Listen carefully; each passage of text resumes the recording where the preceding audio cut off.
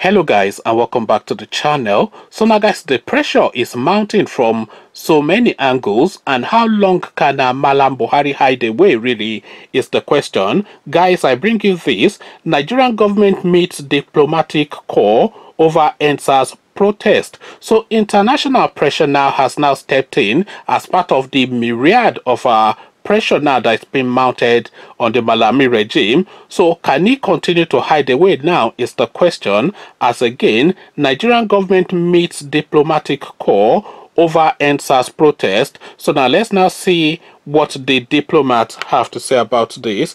The Nigerian government will on Tuesday meet with the diplomatic corps in the country over the ongoing protest against police brutality.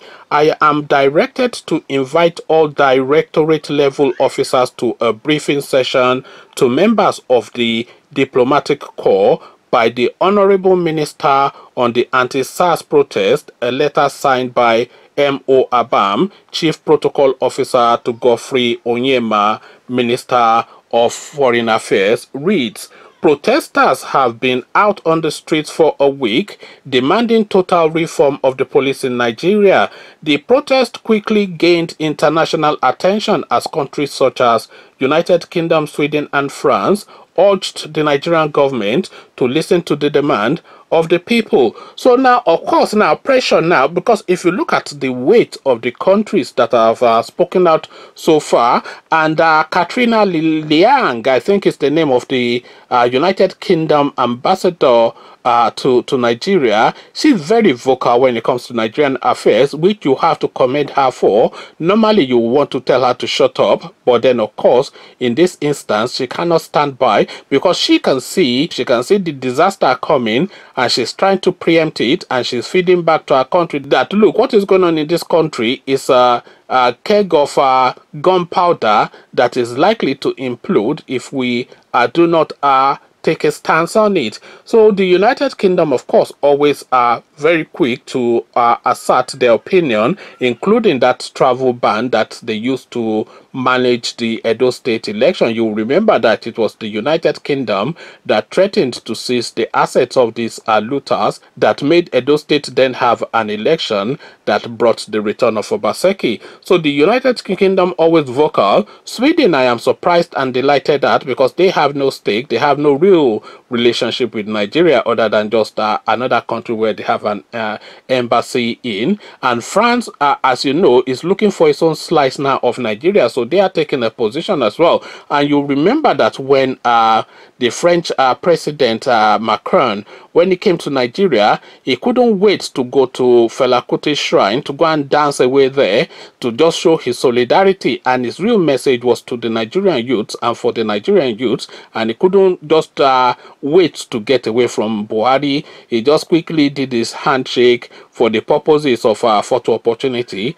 and then he went to shrine, and it was you could see the joy in his face when he was in the shrine, Fela Kuti's shrine, being entertained by Femi Kuti. So his message is for the Nigerian youths, and he's fully in support of this as well. So now this is one of the reasons why Buhari has not rolled the troops on the streets, because of this international pressure again, because people are just waiting to take him to the Hague, where the international courts are, that look, this guy's abuse is too much. So now they are calling in the diplomatic corps to a meeting to say, oh, blah blah blah. But these people, they don't really need to meet with Buhari to understand what is going on in Nigeria, because I can bet you your bottom dollar and mine that all of these diplomatic corps, especially the United Kingdom and the United States, they have agents all over Nigeria, and they gather more intelligence of what is going on in Nigeria better and quicker and faster and more detailed than any and all of the Nigerian security operatives put together, because the security services of Nigeria, of course, is just your average man in Borno that they will put into a uniform and say, okay, be terrorizing them in the south. So this is the goings on now. The Nigerian government is now trying to sweet talk the diplomatic corps, but then of course there's no language that they choose to use that these people would not master them in. Come share thoughts, conversations in the comment section. But before you come share those thoughts, click on the red subscribe button so it turns gray. The bell button notifies you every time I drop a new video. Click on like as well because that helps with the YouTube algorithm.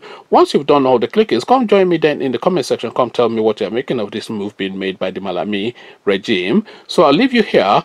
Carry this conversation on with you in the comment section, but here I say peace.